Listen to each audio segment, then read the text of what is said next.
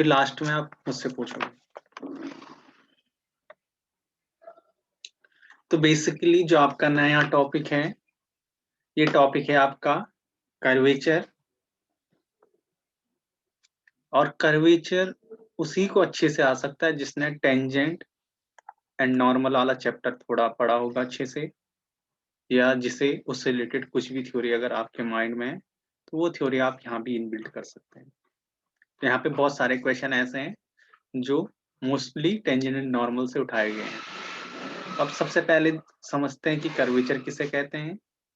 तो basically curvature property होती है आपका कर्व का। वो कर्व किस टाइप के होंगे, कौन सी प्रॉपर्टी होगी, वो देखते हैं।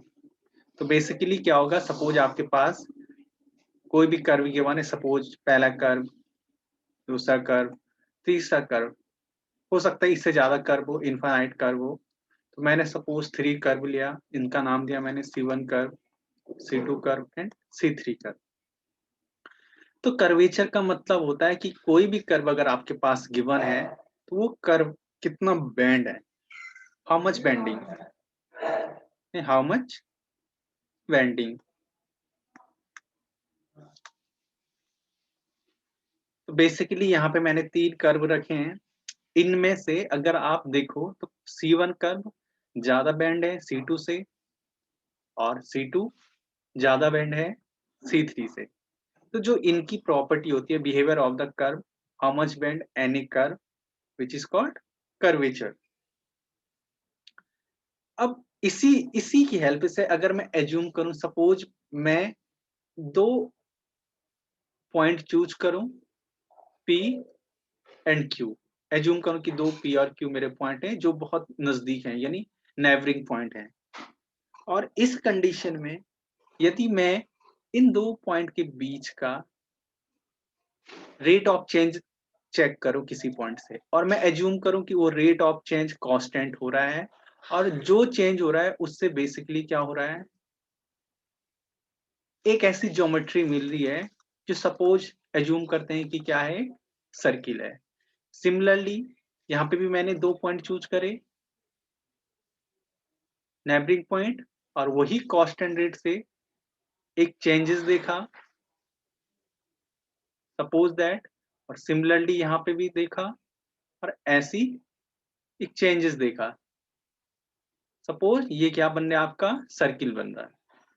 तो आप जानते हैं जैसे ये कंस्ट्रक्ट करके ये जो नया ज्योमेट्री बना, तो अगर ये सर्किल है तो आप जानते हैं इस सर्किल का सेंटर होगा, अगर सेंटर होगा तो इसका रेडियस भी होगा। ओके, तो यहां से क्या मीनिंग पता लगा, जो ये पोर्शन होता है, ये सपोज ये आपका क्या कहलाता है, radius of curvature, radius of curvature. और जो ये होता है, ये होता है circle of curvature.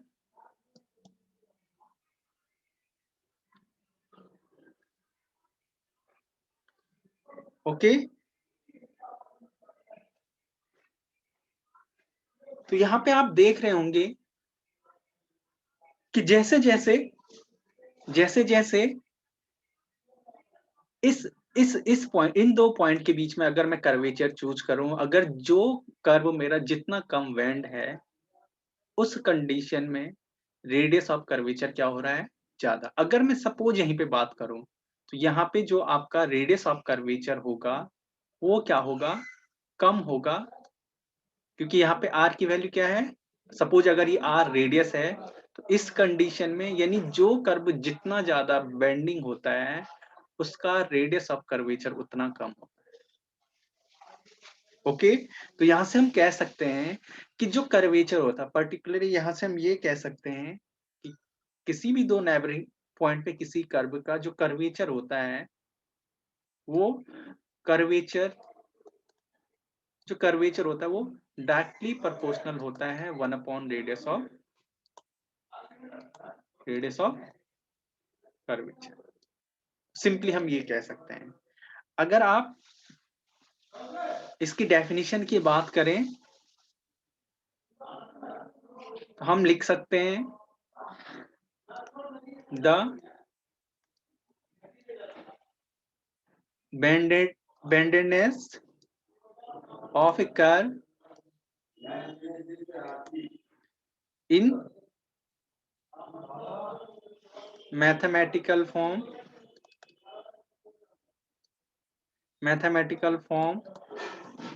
is the measurement is the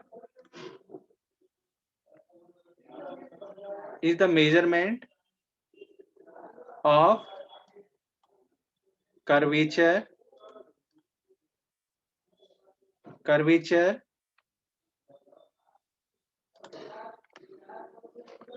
okay. तो हम ये चेक कर सकते हैं कोई कर्व का जो मेजर मैथमेटिकली हम चेक कर सकते हैं कि जो भी आपके पास गिवन कर्व है वो कितना बेंडेड है। अब हम क्या करते हैं, यहां से हमें पता लग गया है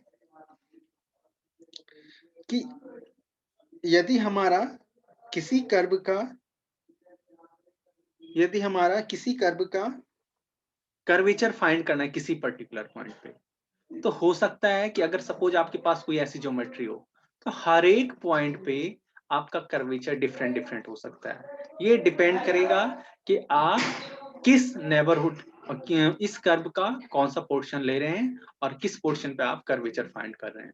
किसी भी कर्व पे आपका हर एक पॉइंट पे डिफरेंट कर्वेचर भी हो सकते हैं और सेम कर्वेचर भी हो सकता है। तो ये डिपेंड करेगा ज्योमेट्री कि आपके पास कैसा कर्व गिवन है। नाउ अब हम कर्वेचर फाइंड करते हैं किसी पर्टिकुलर पॉइंट पे, यानी हम एक पर्टिकुलर पॉइंट पे फाइंड करते हैं, फिर हम उसे एक्सप्लेन करेंगे कि हमने हर एक पॉइंट पे कर्वेचर फाइंड कर लिया। तो curvature of a curve eight a point, curvature of a curve eight a point. तो किसी पॉइंट पे कर्वेचर कैसे फाइंड करेंगे?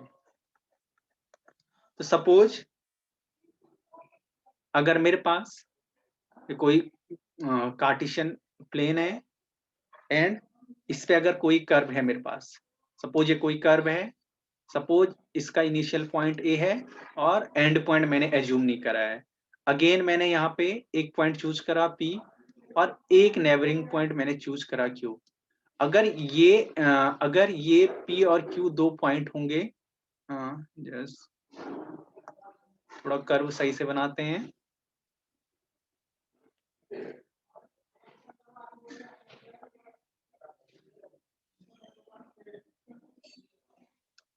सपोज क्यू पॉइंट ये है,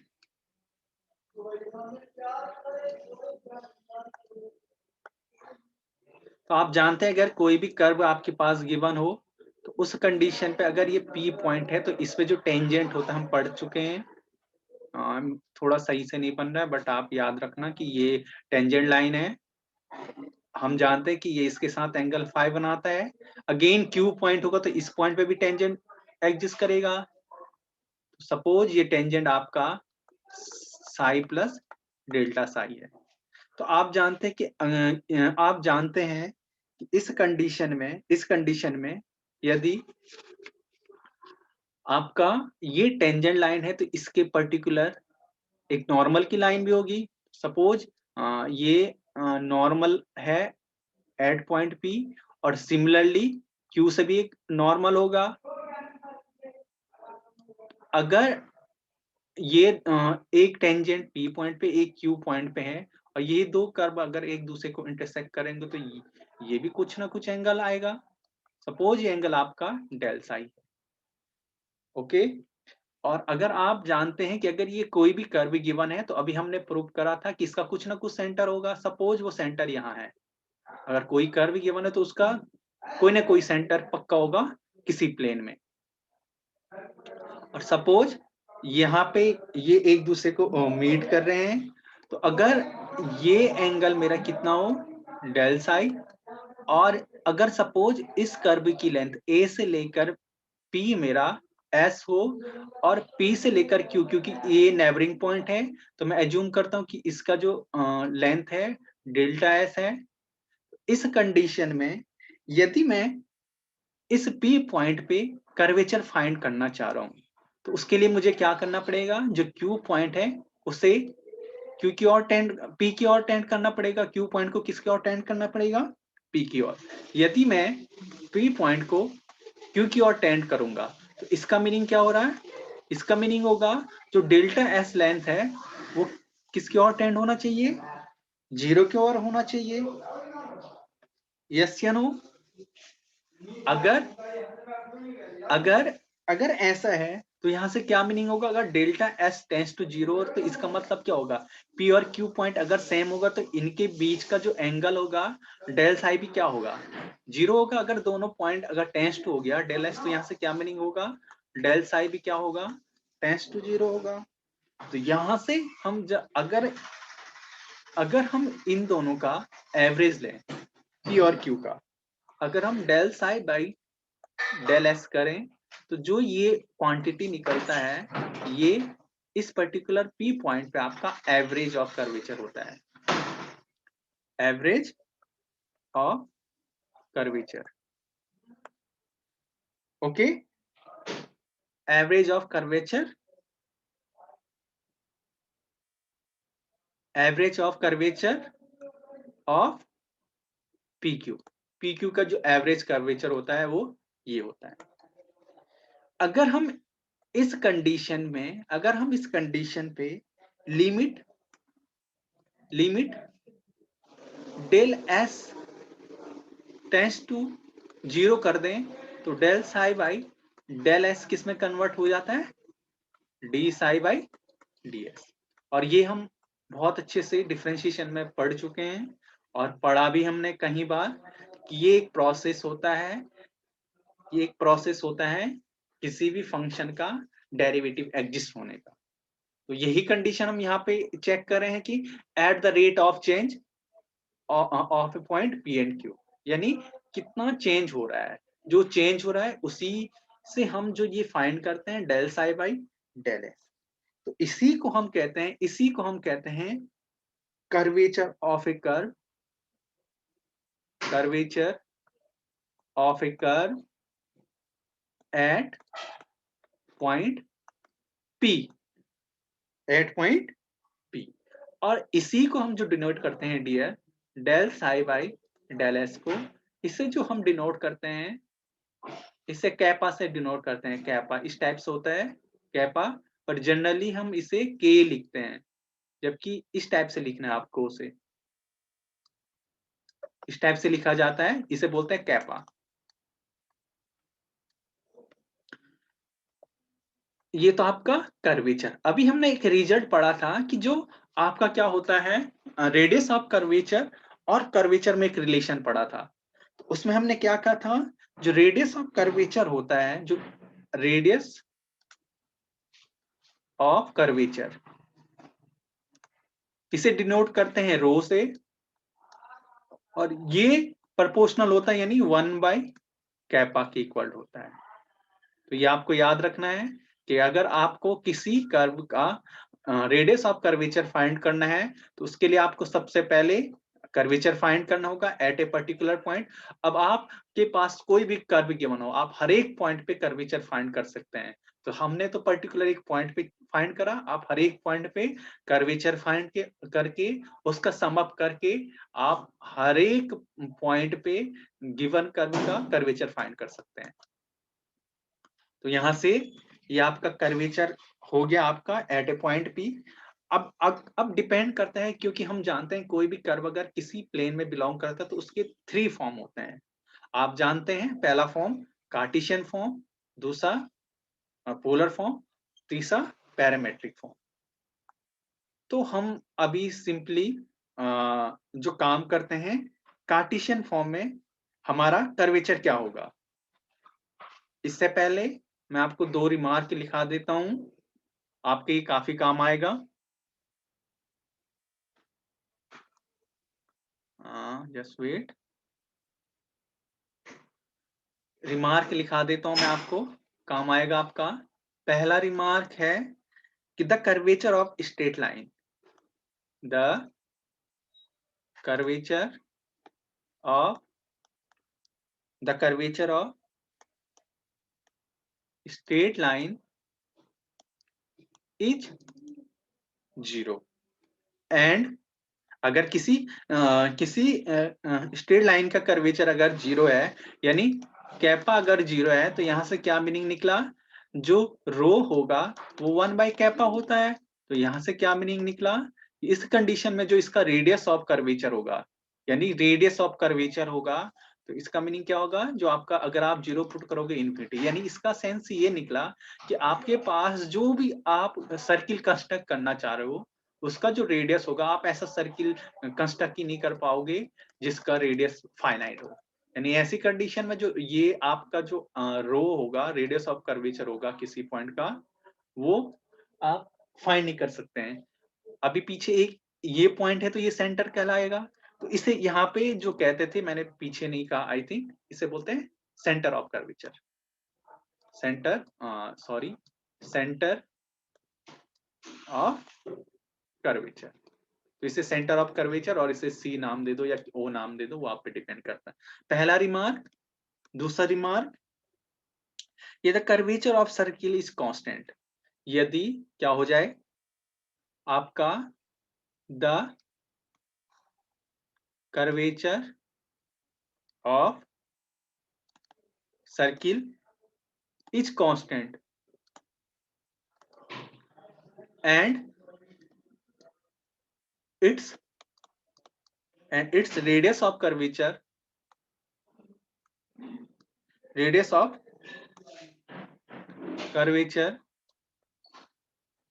is equal to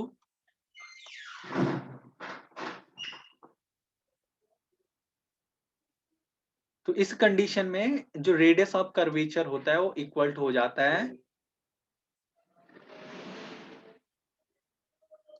अगर आपका किसी सर्किल, सपोज आपके पास कर्वेचर ऑफ सर्किल अगर कांस्टेंट हो, तो उस कंडीशन में जो रेडियस ऑफ सर्किल और रेडियस ऑफ कर्वेचर आपस में इक्वल हो जाते हैं। यानी रेडियस ऑफ सर्किल और रेडियस ऑफ कर्वेचर आपस में इक्वल हो जाते हैं। एक रेडियस ऑफ सर्किल है और एक रेडियस ऑफ कर्वेचर, यानी आर इक्वल टू आपका किसके बराबर हो जाएगा, रो, यदि कर्वेचर आपका क्या हो, किसी सर्किल का कांस्टेंट हो। इसका मीनिंग ये है। नाउ अब हमने जो पहला फॉर्म है आपका, वो है आपका कार्टेशियन फॉर्म। तो कार्टेशियन फॉर्म में रेडियस ऑफ कर्वेचर क्या होगा, तो अब मैं सिंपली रेडियस ऑफ कर्वेचर का आरओसी नाम दे देता हूं। ये शॉर्ट फॉर्म में आरओसी नाम बोलेंगे हम इसे, ROC for CC, Cartesian curve. तो कार्टेशियन कर्व के लिए आपके पास जो होता है, तो यानी आपको पता है y cot fx आपके पास कोई फंक्शन होगा, तो हम जानते हैं कि इस कंडीशन में इसके पास अगर कोई भी कर्व होगा तो उसका हर एक पॉइंट पे आप जानते हैं कि क्या होगा, टेंजेंट एग्जिस्ट करेगा, यूनिक टेंजेंट एग्जिस्ट करता है। तो इस कंडीशन में हम एज्यूम करते हैं कि अगर dy बाई dx गिवन होगा तो ये किसके बराबर होगा, टेन साई के बराबर। अभी हमने पीछे प्रीवियस फिगर में दिखाया भी था कि फाइज एंगल। तो मैं डायरेक्ट यहाँ पे फॉर्मूला लिख रहा हूँ, मैं इसे प्रूफ नहीं कर रहा हूँ क्योंकि हम ये एक बार पढ़ चुके हैं। तो ये बेसिकली किसके बराबर होता है, 1 प्लस वाई डैश का स्क्वायर की पावर 3/2 डिवाइडेड बाई y2, जहां पे वेयर y1 का मतलब है dy by dx and y2 का मतलब है d square y by D x square. तो ये आपका क्या हो गया, आपका सिंपली कर्वेचर हो गया, किस फॉर्म में, कार्टेशियन फॉर्म में, यानी रेडियस ऑफ कर्वेचर। तो अगर ये रेडियस ऑफ कर्वेचर है तो यहां से आप कर्वेचर भी फाइंड कर सकते हैं। और बेसिकली जो रेडियस ऑफ कर्वेचर है, इसका मीनिंग क्या हो रहा है, ये एक्चुअल में एक लेंथ होती है, ये एक तरफ से लेंथ ही तो फाइंड कर रहे हैं। और अगर लेंथ हो गए तो लेंथ कभी भी क्या नहीं होगा, नेगेटिव नहीं होगा। यदि कहीं पे आपका रेडियस ऑफ कर्वेचर नेगेटिव आ रहा हो तो आपको उस कंडीशन में साइन को नेग्लेक्ट करके जो रिमेनिंग क्वांटिटी निकल रही होगी वही आपका क्या कहलाएगा, रेडियस ऑफ कर्वेचर। तो ये आपका इससे और भी बहुत सारे की पॉइंट हैं, बट बेसिकली इतने से आपका इतना काम चल जाएगा कि आपको कार्टेशियन फॉर्म में किसी भी कर्व का कर्वेचर निकालना सीख जाओगे। इसकी बहुत सारी एप्लीकेशन है। नाउ नेक्स्ट, यदि आपका कर्व इस फॉर्म में गिवन हो, पैरामेट्रिक फॉर्म में हो, दूसरा फॉर्म यदि पैरामेट्रिक फॉर्म में गिवन हो, पैरामेट्रिक फॉर्म में गिवन हो तो इस कंडीशन में आप जानते हैं x जो आपका फंक्शन होगा वो t का फंक्शन होगा, और जो y होगा वो भी किसका फंक्शन होगा, t का फंक्शन होगा। या आप x बराबर xt लिख सकते हैं और y बराबर yt भी लिख सकते हैं, ये डिपेंड करेगा कि आप किस फॉर्म में लिखना चाह रहे हैं। तो इस फॉर्म में जो आपका रेडियस ऑफ कर्वेचर होगा किसी भी कर्व का, कोई भी कर्व जो डिफाइन होगा, जो रेडियस आर ओ सी, अब सिंपली लिख देता हूं मैं, जो रेडियस ऑफ कर्वेचर होगा रो जो आप कह रहे हैं वो एक्चुअल में क्या होता है, x1 x dash square plus y dash square, यहाँ पे डैश है या इसे प्राइम बोलते हैं, y प्राइम x प्राइम का power 3/2 divided by x prime y double prime minus y prime x double prime, जहां पे वेयर x प्राइम का मतलब है dx बाई dt और x डबल प्राइम का मतलब है d square x by D T square. Similarly y prime का मतलब है d y by D T and y double prime का मतलब है d square y by D T square. तो आप बेसिकली यदि आपके पास कर्व इस फॉर्म में गिवन हो तो आप इस फॉर्मूले का यूज करके भी आप क्या कर सकते हैं, आरओसी फाइंड कर सकते हैं। जैसे आपकी आरओसी फाइंड हो जाएगा तो आप एक रिलेशन जानते हैं 1/कैपा, तो आप गिवन कर्व का भी क्या निकाल सकते हैं, कर्वेचर फाइंड कर सकते हैं एट ए पॉइंट। तो जो बेसिकली जो होता है ना हमारे पास, जो ये एवरेज ऑफ कर्वेचर होता है, average of curvature, okay, at a point of curve.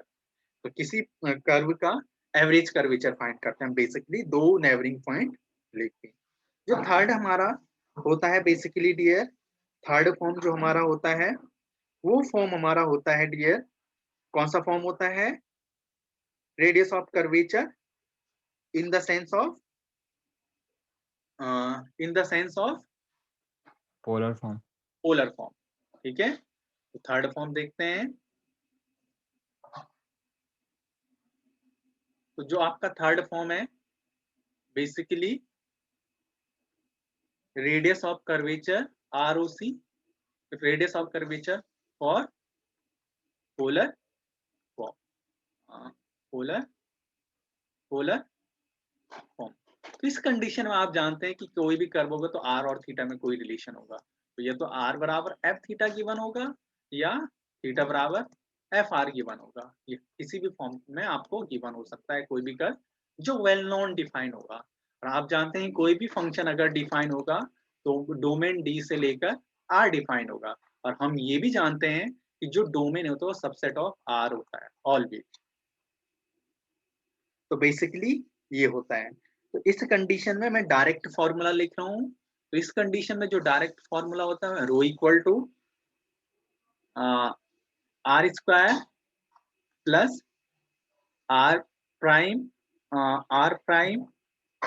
Divided by R prime का स्क्वायर की power 3/2 divided by R square minus R prime plus 2 R prime का स्क्वायर, जहां पे वेयर यहाँ पे आर डबल प्राइम है, वेयर आर प्राइम का मतलब है del are by del theta और आर डबल प्राइम का मतलब है del square R by del theta square. तो बेसिकली ये आपके पास गिवन क्या है, फॉर्मूला है in the sense of sir yes sir यहाँ पे क्या है, जो नीचे लिखा है आर स्क्वायर, उसके बाद r square minus r double prime का मतलब है d okay square sir. R by d theta square. Okay, double prime है, आर डबल डैश बोल लो या आप इसकी जगह ये पुट कर सकते हो डायरेक्ट, तो आप ये पुट कर सकते हो। तो ये बेसिकली आपका क्या हो गया, आरओसी हो गया पोलर फॉर्म। एक और फॉर्म होता है पेडल फॉर्म, आपको ये भी याद है क्योंकि हम टेंजेंट और नॉर्मल में पढ़ के आ चुके हैं पेडल फॉर्म। तो पेडल फॉर्म में क्या होता है, पेडल फॉर्म, तो पेडल फॉर्म में जो आपकी आरओसी होता है, इसमें मोस्टली आपको ये कंडीशन याद रखनी होती है, psi equal to 5 plus theta. ये बहुत इंपॉर्टेंट कंडीशन होती है। इस कंडीशन में, इस कंडीशन में जो आपका रेडियस ऑफ कर्वेचर होता है, होता r del are by del p. Okay, तो ये आपका कंडीशन होता है। मोस्टली ये सारे फॉर्मूले हमें याद होने चाहिए और इन्हीं फॉर्मूले की हेल्प से हमारा मैक्सिमम क्वेश्चन सॉल्व हो जाएंगे जो भी इस चैप्टर में रिलेटेड है। तो अगर आपको ये फॉर्मूले सिंपली याद हो जाएं तो आप कोई भी क्वेश्चन ट्राई कर सकते हैं कि आपसे हो जाएगा। इससे ज्यादा और भी चीजें हैं, बट ये मोस्टली ऐसे है, ऐसे आपके पास कर्वेचर फाइंड करने के फॉर्मूले हैं जिसका आपको बहुत बेनिफिट होगा।